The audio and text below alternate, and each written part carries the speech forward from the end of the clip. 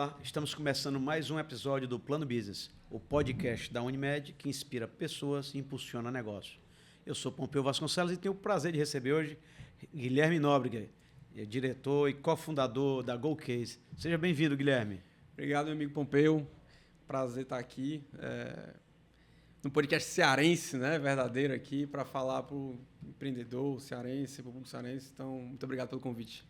Cara, falar da GoCase para mim é uma alegria muito grande, né? Porque todo mundo que inspira negócios e impulsiona as pessoas a querer ir mais longe sempre é o DNA da gente.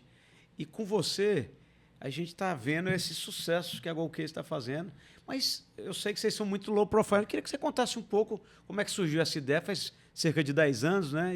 E vocês realmente estão revolucionando o mercado. Bom, a GoCase ela nasce, na verdade, com empreendedores inconformados, né? Querendo empreender e fazer acontecer. Então, muito cedo, um sócio meu, Rafa, que era sócio meu no chamado Pedida de Hoje, a gente fazia muita viagem, que a gente vendeu para a Ambev, a gente fazia muita viagem para São Paulo. E nos empreendimentos a gente estava... Nasce, na verdade, uma frase dele. Ele dizia que estava muito difícil botar, de repente, um dinossauro para dançar, que era a Ambev naquele momento. E a gente queria com sede de fazer outra coisa. E dentro dos empreendimentos que a gente tinha feito, a gente tinha um sistema para evento que tirava foto, botava uma hashtag no Instagram e saía a impressão da foto ali. E ali tinha um site que te vendia várias coisas. Vendia caneca com a foto, vendia... Isso era o Make My Night aí? Não, naquela época, não? Era a época do Make My Night, mas não, era o Insta Kiosk. Insta Kiosk. E aí vendia muita coisa, mas na verdade não vendia nada. O e-commerce era um verdadeiro fracasso. Mas a pouca coisa que vendia ainda era capa. E aí, uma vez a gente em São Paulo, indo para São Paulo para reunião com a Ambev, a gente, cara, o plano de negócio foi só isso aqui. Esse negócio que tem muito, que é celular. Na época era iPhone 4, 5, não tinha uma marca especificamente, era só produtos falsificados ou eram coisas grotescas. Porra, que então poderia ter uma marca. E ali a gente achou que naquele momento era um mercado gigantesco. Então, nascemos ali fazer personalização de fato, que é estampar de alguma maneira seu smartphone ali, como virasse a capa, virasse como uma mulher um brinco, uma bijuteria, onde você trocasse, ou o homem, o relógio, que ele tem uma caixa. Então, nossa ideia era essa, que você tivesse um mood, vários moods diferentes do dia, e você tivesse vários cases. Então, o case nasce ali, né? E aí depois a gente viu que esse mercado que a gente achava gigantesco não era tão grande assim, que era a capa para iPhone. Então, a gente até faz um paralelo, que a gente nasce muito parecido com a Nike. A Nike ela nasce tênis de corrida nichado em tênis de corrida para curtas distâncias, tênis de corridas para curtas e longas distâncias, depois ele vira tênis de corrida, tênis de atletismo, marca de atletismo, marca de esporte e hoje lifestyle. Então, a GoCase ela nasce assim e vai hoje aí com mala de rodinha, garrafa térmica, com tudo que tem, personalizando nossa estampa. Guilherme, mas dentro da tua formação, dentro da tua experiência, como é que você saiu e escolheu enveredar por essa área? Eu sou aquele conhecido como empreendedor serial, né? Então, eu fiz primeiro, na época era informática, e aí, com 2 anos, eu vi que não era muito a minha praia, porque eu vi que no final de semana, todos os meus amigos da faculdade amavam programar e eu queria fazer outra coisa. Queria ir para uma festa, para uma balada, e eu mudei de faculdade para administração. Nesse meu caminho de administração, eu conheci os eventos. E nasci ali nos eventos, vou fazendo evento, mas meu pai tinha um preconceito grande com os eventos. Então, ele não queria que eu fizesse. E eu digo que ele foi um start na minha vida, porque quando ele disse que não queria, na verdade, ele queria que eu seguisse uma profissão de carreira ali ou fosse trabalhar na empresa dele. E eu sabia que aquele momento era um momento chave. Ou eu levava a sério a minha vida, ou ia ter que passar o resto da vida debaixo ali da sala dele. E aí, eu fui para o evento, mas eu fui para o evento profissionalmente, olhando. Então, assim, eu sabia que eu tinha que dar certo. Então, eu começo a trabalhar ali forte, vou trabalhando com meus sócios, o entretenimento começa ali com 3 sócios, o Daniel e Laura, que era da LG, depois a gente foi fazendo um grupo, depois a gente fez uma fusão naquela época, nem que era fusão, mas a gente juntou com outras empresas, que era o Paulinho Borges na época, o Renatão, o Flavinho, juntou, fizemos a Pimenta. E aí, dentro desse situação, eu tinha, claro, só uma coisa na minha vida, que eu tinha que dar certo. Dos 20 aos 30, não tinha nada mais importante que trabalhar. Então, afastei um pouco e trabalhava e me dava tudo. Desse meu caminho, o entretenimento fez uma parceria junto com a Ambev E daí saiu o pedido de hoje. Foi um site que a gente fez e assim, nada foi decidido, eu quero trabalhar com a internet. Eu quero trabalhar com algo que tem escala. Então, eu sempre imaginei assim, escala. Não queria uma coisa que fosse só em Fortaleza, eu queria uma coisa que pudesse ir para o Nordeste naquele tempo, eu pensava assim. E aí, o trabalho foi vindo, a gente foi fazendo, daí eu conheci a internet de verdade. Então, nesse tempo do pedido de hoje, eu conheci a internet, e da internet, quando a gente vendeu para a Ambev, a gente foi atrás, cara, a gente teve mais de 1 milhão de pedidos, usuários naquela época, que nem todo mundo tinha 3G no celular. Então, cara, isso aqui é um negócio legal. Então, eu fui piscado pela internet, fui piscado pela aquela coisa de, tipo, você tem um escritório pequeno e poder ter uma coisa grande, né? Porque a internet, ela possibilitou isso. Antigamente, você não conseguia bater de frente com grande empresa. O e-commerce, ele permitiu isso. Então, nesse momento, eu fiquei maravilhado por aquele negócio. E aí, aparece a GoCase e a gente, cara, consegui, de fato, a única possibilidade que a gente teria de ter uma empresa em Fortaleza, que desde o dia 1 a venda representa o PIB, ou seja, 40%, 39% já é para o São Paulo, depois de São Paulo vem Rio, só no e-commerce, só no online permitiria isso. Então, isso foi o que me beliscou ir para lá e fazer uma coisa com escala. Qual foi o segredo para você se tornar referência nesse mercado? Eu acho que o principal ponto, a gente teve muita humildade para entender, principalmente no começo do e-commerce, que naquele tempo, o que a gente tinha funcionando? Tinha B2W ali com Americanas, com Submarino, e passagem aérea era o que vendia. E se você pegasse B2W, era no prejuízo naquela época. Então, a gente tinha muita humildade para entender que a gente não era os melhores do mundo e que a gente tinha que trabalhar duro. Então, assim, eu posso dizer que nos primeiros 5 anos da GoCase a gente trabalhava muito. De passar o dia tentando vender e à noite produzindo. A gente mesmo produzia. E aí, foi muito trabalho duro, muita dedicação, time campeão, procurar os melhores para trabalhar com a gente. E o principal, Pompeu, a gente tem um sentimento que nós não somos o mais inteligente da turma. Então, tem alguém fazendo em algum canto. Então, a gente sempre procurou... Tem alguém fazendo isso no mundo? Vamos olhar. E aí, eu olhava lá e voltava e replicava aqui. Então, não reinventar a roda, eu acho que foi um ponto fundamental para o nosso crescimento ao longo do tempo. Até hoje. Até hoje, quando está uma decisão que você está com 5 pessoas, não tem ninguém no mundo fazendo isso. Vamos dar uma pesquisada aqui, bora olhar. E aí você vê que alguém já fez isso, alguém já errou. Dentro desse meio termo, a gente entrou na Endeavor. A Endeavor é um programa, uma ONG aí, que ela é para empreendedor de alto impacto. Você passa por uma seleção pesada, que internacional, e depois você fica sendo apoiado. Como é que é esse apoio? O apoio é empreendedor para empreendedor. Então, o que a gente está fazendo aqui? Eu estou falando aqui e vai todo empreendedor que vai escutar. Então, eu consegui ser mentorado por muita gente boa nesse início, que cortou muito caminho. A gente conseguiu, de alguma maneira, crescer pegando bons sentimentos. Até na época que era só um negócio e depois virou empresa. Porque primeiro era só um negócio, né? Aí depois virou empresa. Então, acho que isso são os pontos relevantes. Guilherme, quais foram os gatilhos? Porque eu acredito que não foi só um, né? Vocês hoje estão em 130 países. Realmente é uma escalada fantástica para uma empresa cearense. E eu também fiquei curioso, porque tem pouca gente que sabe a dimensão de vocês hoje, né? Então, quais foram os diferenciais nesses pontos-chave para você realmente expandir? Diferencial que a gente olha foi o seguinte: na expansão, a gente sempre foi de muito teste. Então, quando a gente foi vender para o mundo todo, a gente lembra que a gente teve uma sede já em Amsterdã, a gente daqui vendeu para o mundo todo. Então, nosso racional é esse: a gente vendeu o mundo todo tendo prejuízo, só para entender onde é que ia dar tração. A Europa deu tração, os Estados Unidos deu tanta tração, na Ásia tal, Oceania tal. Beleza, qual o custo de mídia de cada um? Então, Europa, não o canto que vendeu mais nos Estados Unidos, mas lá o custo de mídia é mais aceitável. Então, beleza, dito aqui, a gente conseguiu já ir para lá. Então, a gente vai para lá, senta lá, faz acontecer.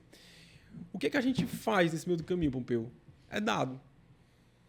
É não ir no chute, é entender que nós não temos, a gente nunca teve dinheiro de fora, aporte anjo, sempre foi dinheiro próprio nosso, então, muito cuidado com o dinheiro. Então, acreditando também muito nas pessoas que estão dentro de casa, em criar pessoas aqui do nosso Ceará que sejam boas, que a gente consiga dar escala a elas, e ir fazendo teste, tentativa e erro, acontecendo, errando pequeno, consertando pequeno para poder ficar grande. Então, aí nesse formato a gente foi e a gente foi replicando o que estava certo no Brasil. Então, assim, essa questão do internacional, né? A gente fazia os testes aqui, o que funcionava aqui a gente replicava lá, de forma barata. Entendendo que, em dado momento, onde é que a gente tem um exponencial crescimento? 10 anos a gente está falando do começo do Instagram. Então, a gente nasce também, a gente é nativamente digital ali no início, mas a gente nasce junto com o Instagram. E o Instagram, para a gente relembrar aqui, que a gente tem memória fraca, ele era um aplicativo só para quem tinha iPhone. Se você tivesse Android, você não tinha acesso a ele. Então, era um clube muito fechado, muito restrito. Influenciadoras não existia. O que existia eram blogueiros, que faziam os blogs, né? Então, quando a gente começou esse caminho de mandar coisa para influenciador, então a pessoa queria receber, porque ela não tinha. Hoje em dia, você mandar para alguém, a pessoa tem milhares para fazer, né? Ah. E fora isso, em paralelo, o que é que nos apoiou em todo o crescimento? A engenharia e o cálculo. A gente tinha um sistema, naquela época já, que é o seguinte, se a gente tinha lá, hoje a gente tem 3 milhões e poucos seguidores no Instagram, mas aqui a gente tinha 200 mil seguidores, e aí a gente fazia alguma promoção, as pessoas tinham que marcar, né? Ali. Eu fiquei curioso. Você falou em seguidores, muita gente fala em seguidores, e você é entendedor desse mercado, porque a mídia, e principalmente a mídia digital, é o seu talvez maior, o maior vendedor, né? E hoje a gente vê que o próprio algoritmo do Instagram está mudando para mostrar para você quantas contas você alcança, e não mais o seguidor é tão importante, né? Sim. Como é que você enxerga isso também? Desculpa eu te interromper. Não, que aí o que acontece é justamente isso. A gente olhava ali, então fiz um sistema logo cedo, Pompeu, que ele identificava se alguém que tivesse um range que eu botava, sei lá, 300 mil seguidores para cima, comentasse, curtisse ou compartilhasse, eu mandava envio para casa dessa pessoa. Por quê? Porque ela já conhecia a marca, era mais fácil ela postar. Então, mais uma vez, eu não estava na mão de dizer assim, fulano tal é bom, ciclano é bom. Não, aquela pessoa tinha entendimento ali e você fazendo. Sobre o algoritmo, é uma coisa que vai mudar sempre. E ele vai ficar cada vez maior. Vai ficar mais difícil, né? Ele vai tentar facilitar. A partir do momento que ele facilita, o custo fica mais caro. Então, você ter condições de fazer o negócio com um custo mais baixo vai ficando mais difícil. Então, como a gente está falando lá fora, tem uma equipe, de fato, de engenheiros, né? Então, fazendo teste diariamente, olhando, testando coisa nova. O meu sócio Rafa, ele tem um negócio muito legal, como ele fala de algoritmo, que ele fala que é assim... Porque o Facebook ele tem no automático, né? Você bota lá mais ou menos ali, deu automático e deu play. E aí, às vezes, o time falava, não, mas a gente botou aqui porque você está performando melhor no automático. Aí ele fala assim, quando você está jogando um jogo de carro no videogame, o cara que é bom, ele joga com a marcha no automático ou no mecânico? É no manual.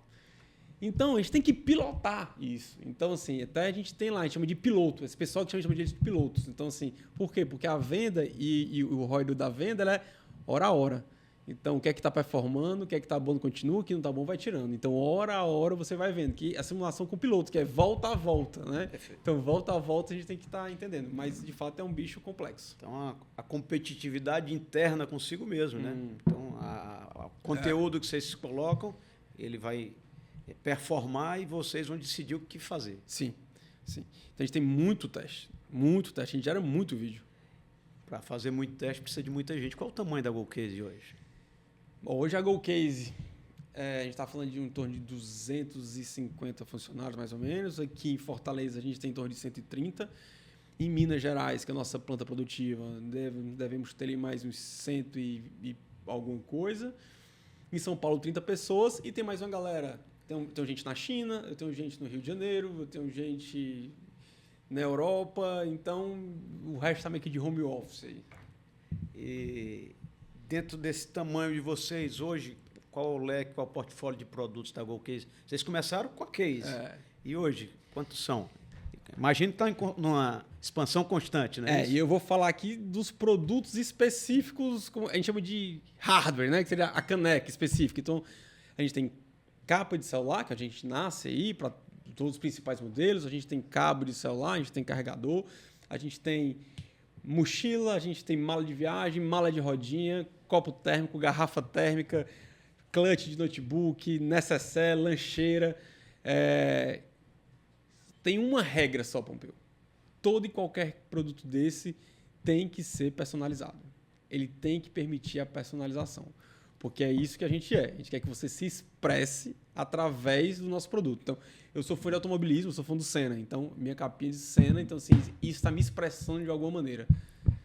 E a gente percebe que não deve ser tão simples de decidir quais os produtos, quais são os prints que você vai fazer nas suas cases, nos seus produtos, de modo geral. Como é que vocês chegam até isso? A inteligência artificial ajuda nesse processo? Ou são os engenheiros? Ou existe algum lugar que vocês pesquisam? Bom, inteligência artificial a gente já usa bem. Te digo que a nossa vontade é de estar usando mais. A gente já está usando pouco do que deveria estar usando, porque eu acredito que é algo que vem para somar. Para você ter ideia sobre inteligência artificial, nas entrevistas que nós fazemos hoje para quem vai entrar na GoCase, a gente tem uma parte que é a entrevista cultural. Dentro dela tem uma parte que pergunta: você conhece o ChatGPT?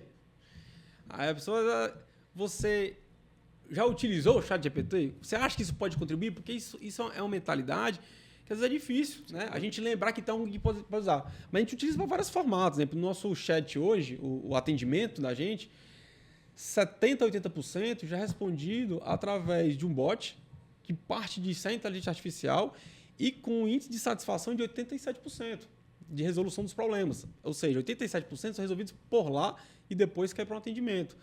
Inteligência artificial. Artes hoje, algumas das artes, nossa, são inteligência artificial. Você bota lá o seu nome, você bota alguma coisa e ele já diz mais ou menos o que você quer. Dentro disso, eu diria que nossas imagens, nossas ilustrações, ela é composta de 3 pontos, né? Você vai ter a parte de IA, mas você vai ter a parte de dados e a parte de ilustração real. Então, a gente costuma dizer que a gente não pinta um quadro em branco ali, né? A gente olha para o dado, a gente olha para as tendências. Então, tem um time olhando para isso, o que é que está bombando na Europa, o que é que está bombando nos Estados Unidos, o que é que está bombando no Japão, o que é que está bombando em cada canto, pega essas referências, entende o que é tendência. Dentro desse apurado, a gente vai no time de ilustração e diz, galera, dentro dessa referência, por exemplo, tinha uma época que bombou flamingos, ou você não tinha nada aqui. A gente já tinha visto essa tendência lá fora e trouxe para cá. E dentro disso, várias estampas, e disso a gente vendeu muito depois. Então, é uma combinação de tecnologia, dados e arte, né? Uma coisa que a gente entende também, Pompeu, sobre a arte é que você vai ver várias formas de personalizar, mas não tem nenhum para você criar 100%. Porque todo mundo quer ser artista, mas isso diz, né? Essa história diz que todo mundo quer ser artista, mas poucos têm um dom. Então, tantas você começa a pintar e depois fica uma coisa feia, né? Então a gente dá o quê? Possibilidades de você personalizar de forma que fique bonito e você goste. Então você tem um senso de eu estou criando, mas dentro de uma regra ali, né? E essa regra vale para o mundo todo? Ou vocês usam um certo produto que vai mais para a Ásia, outro produto vai mais para o Brasil? Ou quando vocês partem para produzir, eles vão para todos os mercados que vocês atuam? Esse nicho de produtos que eu falei grande, ele acontece forte no Brasil. Quando você vai para os Estados Unidos, especificamente, a gente vende capa de celular, acessório de celular e algum outro produto, uma mochila, outra coisa, porque a gente não conseguiu encaixar a venda forte para lá ainda disso. Então, assim, o Brasil ele absorve muito mais todo. Essa moda que a gente tem aqui, muito forte de garrafa térmica, ela veio dos Estados Unidos. Então, lá também tem. A Stanley bomba lá, né? Então, daí a gente se espelha e também tem a garrafa para lá. Mas o mundo ele é mais ou menos. Você vai identificando o que é que cada um tem tração para cada coisa. E como é para manter a conexão emocional com os Go-Lovers? Rapaz, o ponto 1 é a gente não se achar. E o Go-Lover, de alguma maneira, não se achar, que eu disse, a gente não achar que a gente tem que estar ali respirando e tentando entender o que é. A gente tem semanalmente tem um alinhamento, para você ter ideia, que a gente abre lá para toda a empresa, a gente abriu o Twitter, né? Porque o Twitter está fechado, mas a gente abriu o Twitter para todo mundo e mostrava todo mundo que tinha mencionado a GoCase. E a gente lá, positivos e negativos. Então, a GoCase, ama a GoCase porque a GoCase fez a case do Vasco que eu amo, então e tinha lá, a GoCase só tem coisa brega. A GoCase parece que parou. E a gente para ali, mostra para todo mundo que tem ali e diz: liguem para essas pessoas, entrem em contato para entender qual é a percepção dela. Porque isso é uma questão de opinião. E a gente tem que estar atento às mudanças. A gente, quando começou, era muito Candyland. Era muito pirulitinho, algodão e tal. Em 10 anos, quem tinha 13 anos, 14 anos, já tem 23. Quem tinha 18 tem 28. Então, a gente teve que ir acompanhando e amadurecendo. Então, a nossa paleta de cor foi mudando. Ela foi ficando, deixando de ser mais rosa e foi Mas a gente foi trazendo um homem para dentro também com a questão do licenciamento. Então, licenciamento é muito forte. Nossa, a gente tem principais Disney, time de futebol em geral, Warner, Netflix. Isso também nos ajudou a trazer maior gama de clientes para dentro. E nos seus colaboradores, como essa cultura da GoCase contribui para o seu negócio? Aí é 100%. A gente tem até muitas etapas de contratação. A gente tem nossos mantras, né? Transparência máxima, amor ao cliente, faça acontecer, time campeão e trabalho duro.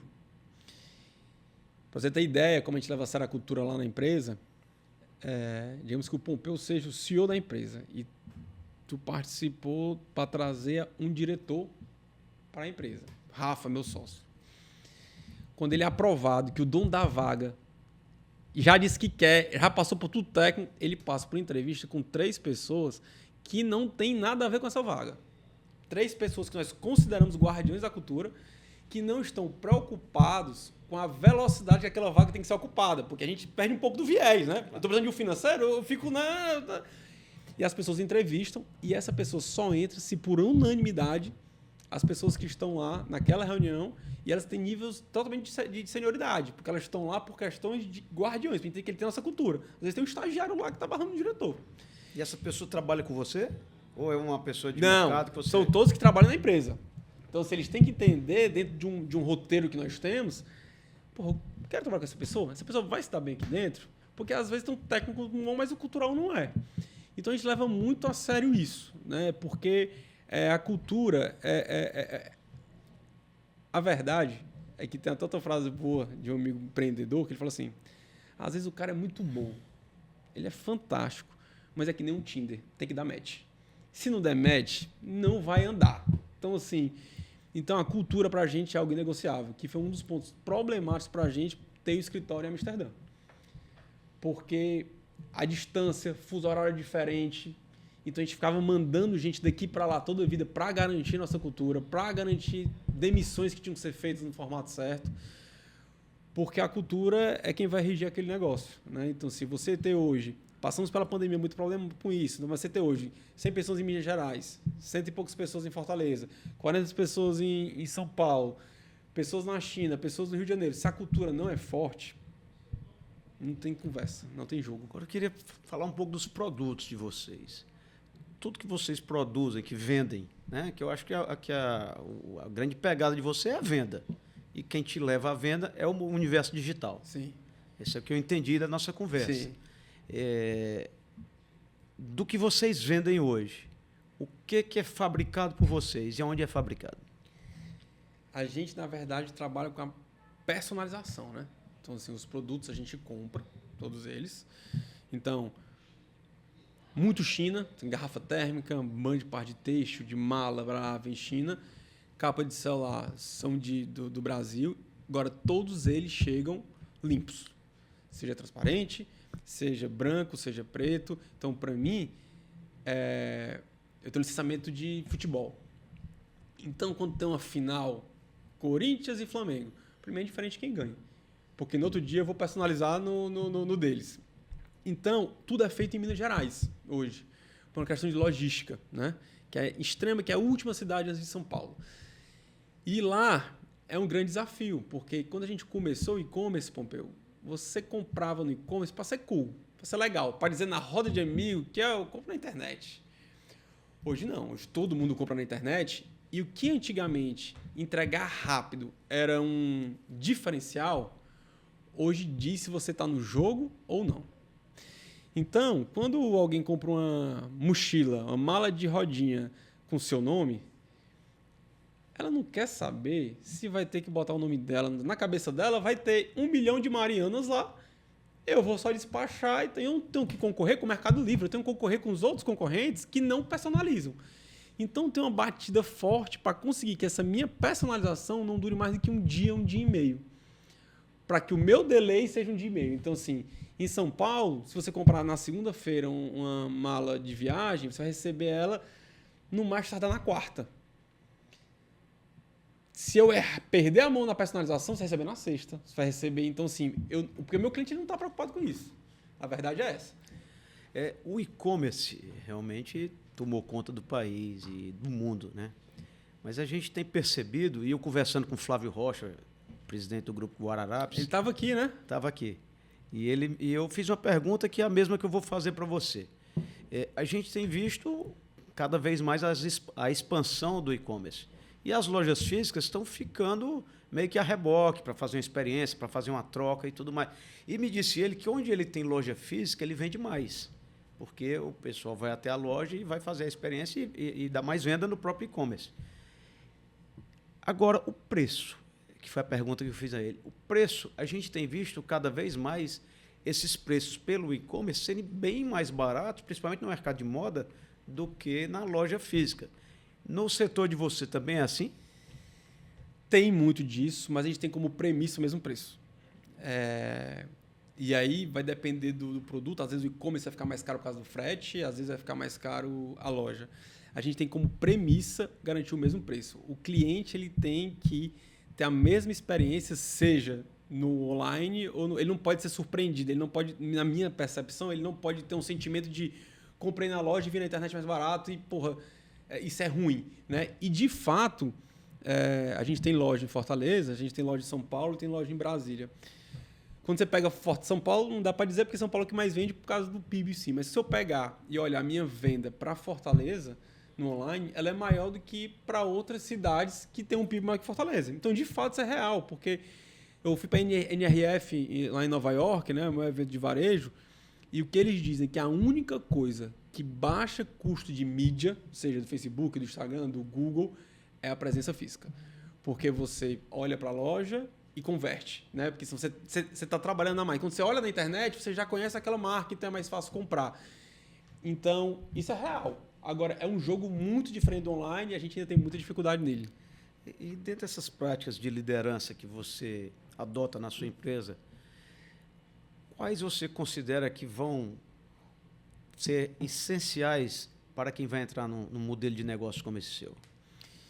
Na GoCase a gente tem alguns pontos. E dentro dele, Pompeu, eu acho que é muito importante o empreendedor ele entender que cada fase do negócio exige um nível de profissionalismo. E às vezes as pessoas ficam chateadas comigo, porque eu digo assim, está na hora de profissionalizar. Aí o cara que está dizendo, pô, não é profissional, não. É profissional, mas é porque o outro nível exige mais outra ponta. Então, quando você está ali com 10 pessoas na sua empresa, todo mundo numa sala, quando a gente fala de cultura, ela é importante, mas a cultura já está acontecendo naquela mesa. A pessoa está ali vendo, está vendo o Pompeu, o jeito como é que ele toma a decisão. O alinhamento está meio claro, porque os assuntos rodam naquela mesa. Quando você vai crescendo, você tem que evoluir, né?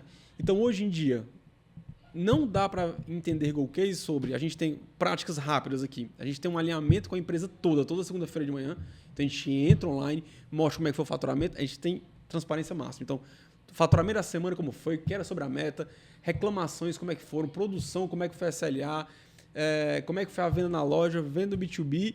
E dali, a empresa toda tem um retrato. Se está bom, se está ruim, como é que está. Dali, a gente sai para um outro alinhamento, que é a reunião de tropa. A gente pega a liderança e faz outra reunião onde a gente sai destacando os principais pontos. Para não ser uma reunião demorada, todo mundo bota esses dados no domingo à noite. Então, todo mundo tem 1 hora antes para ler o documento e comentar. Então, todo mundo está sabendo o que está acontecendo nos documentos, a reunião entra, ela dura em torno de 30 minutos. A gente só fala sobre o que foi comentado. Então, se alguém comentou alguma dúvida, se o cara já respondeu embaixo, matou. Se não foi, ele já para ali rapidinho e fala. Então, tá todos os líderes alinhados e o time alinhado. Daí para frente, o que acontece? One on one. Todo líder tem que ter uma semanal, pelo menos de 30 minutos a 1 hora, com o seu liderado. Dentro disso, a gente pede, o líder não pode ter mais do que 6 embaixo. Então, isso é para bater o boom da empresa, para a empresa acontecer 100%. Fora isso, existem rituais riquíssimos. Então, a gente faz a cumbuca lá, que a gente pegou até, roubou do Ari, aqui do SAS, que é o livro, você chega lá, então um livro que a gente acredita muito importante. Agora a gente está lendo na empresa Satisfação Garantida, que era das apps, então é uma empresa que foca no cliente. Então a gente pega todo mundo, abre lá, pessoal, faz alguns grupos, faz 10 grupos, 20 grupos, então toda semana lê um capítulo e todo mundo comenta. Então isso vai criando enriquecimento, né? Você vai tendo a oportunidade de pegar um estagiário e conversar com o CEO ou com o diretor. A oportunidade seria rica de troca. E, ao mesmo tempo, a gente identifica quem é bom, quem não é. Você vai entendendo. O cara que está querendo ler um livro, esse cara está querendo evoluir. Esse cara é bom. Então, é mais um ritual de cultura que a gente vai evoluindo. Então, isso eu acredito que são premissas básicas. Só cuidado para o empreendedor que ainda tem que ter o seu tamanho. Porque, às vezes, ele deixa complexo demais e você precisa vender. Então, meu irmão, tá na hora de vender? É vender. Aí, vender um pouquinho, organiza um pouquinho. Tem uma frase muito boa do Nardon, do G4, lá, que ele fala assim, a frase no Brasil é ordem e progresso, né? Aí o empreendedor tem que ser ao contrário. É progresso depois a ordem. Então, é venda depois organiza. Cara, é impressionante. Conversando com você, vem tanta coisa aqui que esse nosso podcast poderia durar horas e horas. Mas está ficando perto do fim e eu preciso perguntar algumas coisas.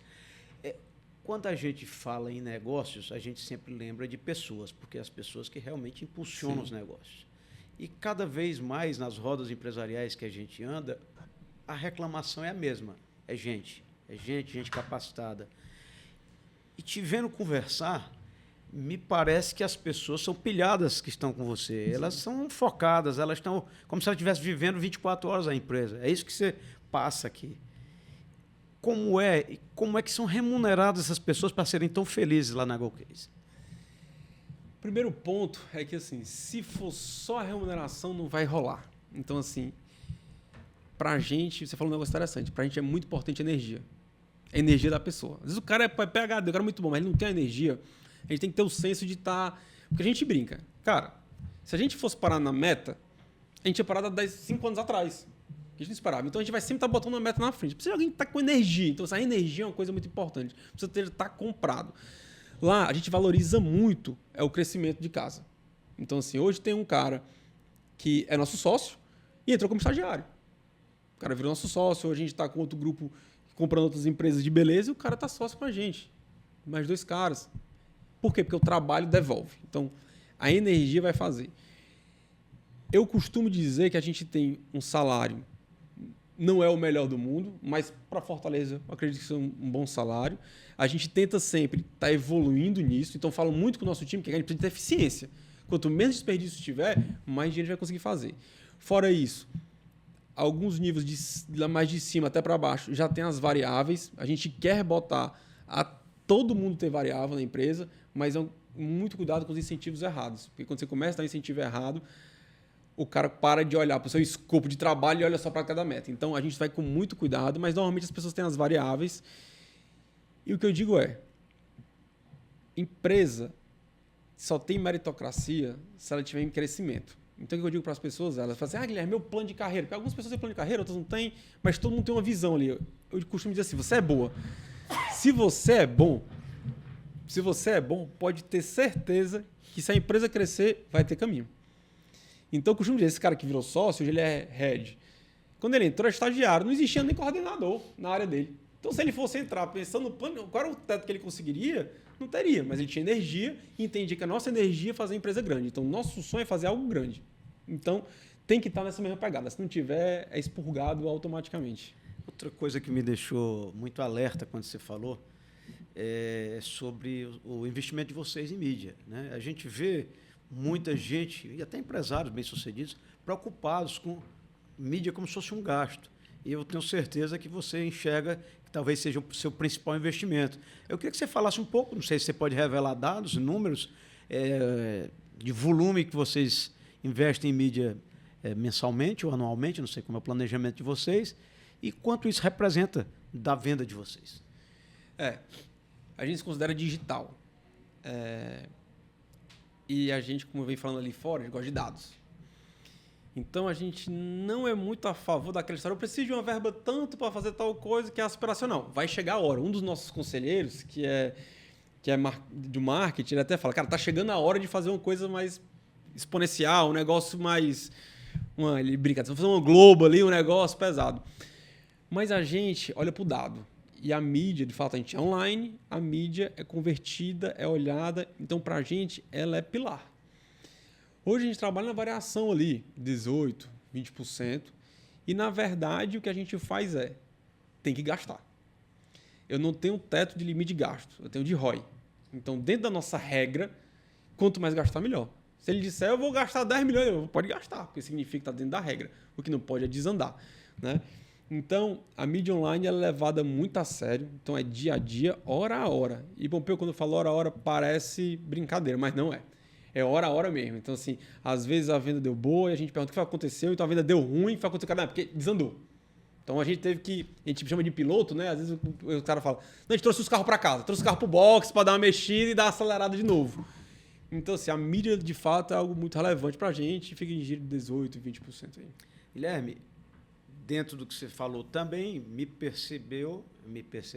eu percebi que a geração do desejo, né? Criar desejo, despertar desejo nas pessoas, talvez seja uma das armas de venda mais poderosas do teu negócio. O que é que gera desejo? O gerar o desejo, assim,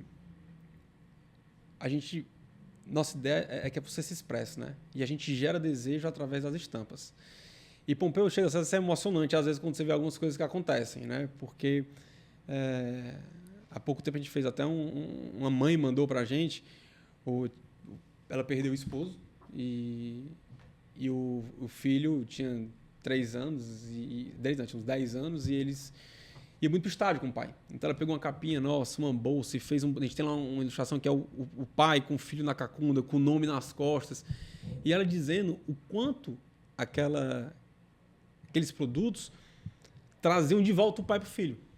Então, isso é gerar desejo. O gerar desejo, quando o Rony fala muito lá da reserva, ele fala, gerar desejo é muito sobre você pegar um produto e dizer, pô, eu queria ter. Esse é o desejo. E o caro ou barato vai ficar sobre eu quero ter e pagaria X. Se aquilo é Y, mais barato, significa que você deu o gol. Você gerou o desejo e você achou barato. Independente se aquilo é 200, 300, 500 reais. Então, assim, o desejo é tocar as pessoas. As pessoas pararem e olhar. E no mundo de hoje é muito difícil, porque a internet está poluída.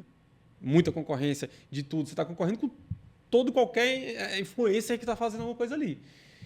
Então, tem que ser algo na medida, não pode ser agressivo, mas tem que tocar as pessoas. As pessoas, de alguma maneira, têm que chamar a atenção. Bom, esse desejo, claro, é aspiracional. Só que a gente também enxerga que quando você conquista aquele objeto de desejo, sua régua sobe e você quer um outro objeto de desejo. Então, isso também está influenciando na criação de novos produtos toda hora? Sim.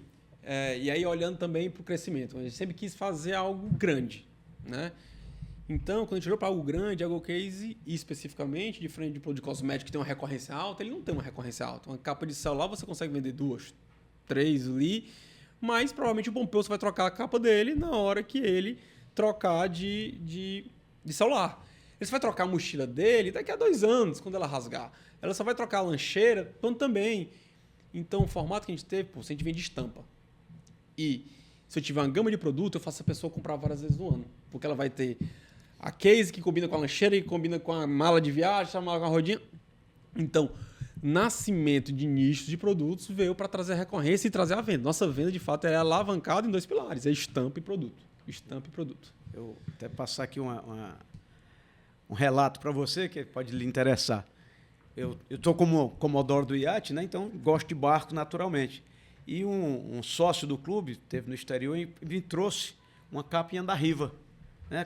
Que o formato, a estampa, vamos dizer assim, era como se fosse o piso de um barco. Né? Então, vai exatamente em linha com o que você está falando. E a GoCase, o que é que ela permite? Ela permite nichos. Então, eu consigo ir no barco, eu consigo ir no time de futebol, eu consigo...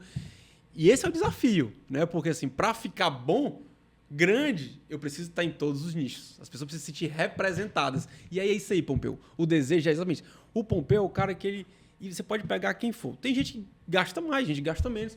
Pega aquele cara que não gasta dinheiro com nada. Ele não gosta de dinheiro com nada. Mas se ele viu uma coisa, isso aqui eu quero. É o navio, barco eu gosto, tem um barco, minha vida é barco, ou é mar, ou é... Cara, seja o que for, vai vender. Então, assim, a Ayrton Senna mesmo, foi uma coisa que a gente fez agora, a gente acreditava mais, sendo bem sincero, eu sou fã de automobilismo. Se a gente foi muito mais voltar ali, cara, tá vendendo pra caramba, um cara que morreu há 30 anos, porque aquilo representa coisa para alguém. E é um nicho de idade ali que a gente não vendia. Então é isso, tocou no nicho e vai dar certo. E, Guilherme, você falou numa palavra que eu gosto muito e que tem tudo a ver com esse podcast da Unimed, o Plano Business. Eu queria saber agora o que ou quem te inspira? E a gente pode ir para duas linhas nesse formato. Então, assim, Ayrton Senna aspiracional, então, assim, não só por quem é, mas pelo que ele falava, por que ele dizia, se acreditar, fazer o certo. Então, acho que é algo que é um pouco do Brasil que deu certo. E eu tenho muito orgulho do Brasil, acho que a gente... eu tenho muito orgulho do Nordeste e do Brasil, então, assim, eu tenho muito essa bandeira de carregar e fazer as coisas acontecer. Eu acho que ele era um cara que tinha orgulho de ser brasileiro, então isso é muito importante para a gente.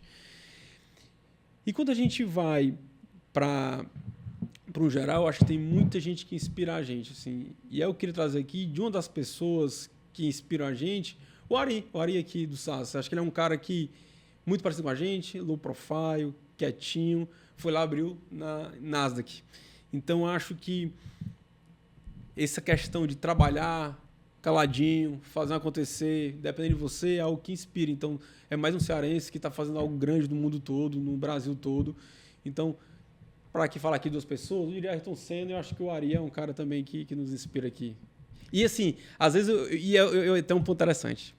É um cara extremamente inteligente, um cara muito bom, low profile como a gente é, e às vezes, pô, isso é bom, isso é legal, bacana, ao mesmo tempo, pô, ele está inspirando muito mais também, né? Então, tipo, você fica às vezes por esse lado aqui. E quantas pessoas a gente encontra no Ceará de cara, pô, o Grupo Arco. Aí o cara, mas como é? Você vai falando, cara, puta, é gigante, né? E um cara daqui. É isso aí. Guilherme, eu queria agradecer teu tempo, tua oportunidade, as tuas inspirações que você dividiu com a gente. Eu acho que marcou a todo mundo que assistiu aqui o Plano Business, porque realmente é uma empresa que nasce aqui no Ceará, com cearense, com nordestino, que ganhou o mundo, né? E realmente é uma empresa superlativa. Parabéns. Eu gostaria de convidar vocês para assistir no canal do YouTube da Unimed, o Plano Business, e nas demais plataformas de streaming. Popeu, eu que agradeço, acho que muito bom papo, acho que é muito legal. É uma honra também estar sendo entrevistado por você. Eu que domingo de manhã assisto muitas vezes seu programa lá e muitas entrevistas legais, que eu também me questiono, às vezes eu leio muita biografia e no teu programa eu vejo, porra, tem muita gente bacana no Ceará. Como é que a gente pode alavancar mais? Como é que a gente pode mostrar para o cearense que tem gente boa, pô, fazendo coisa grande aqui? Então eu queria também parabenizar aí por esse programa que eu assisto muito, tá? Às vezes eu tô de manhã, acordo cedo ali, eu vou assistir minha Fórmula 1, que é cedo, assisto lá. E, cara, agradecer o convite, estamos aqui, precisar de qualquer coisa, estamos por aqui. Já fica o convite para você também participar lá do nosso programa lá na Band, e é uma honra para a gente. Aliás, eu acho que uma das maneiras de você ajudar a inspirar mais pessoas é você aparecer mais, né? Boa. Vamos tentar sair da caixinha ali. É isso aí. É que não pode distrair o trabalho, tem que trabalhar duro. Tem que focar, mas vai vender mais. Beleza, um abração. A gente fica por aqui e até o próximo episódio.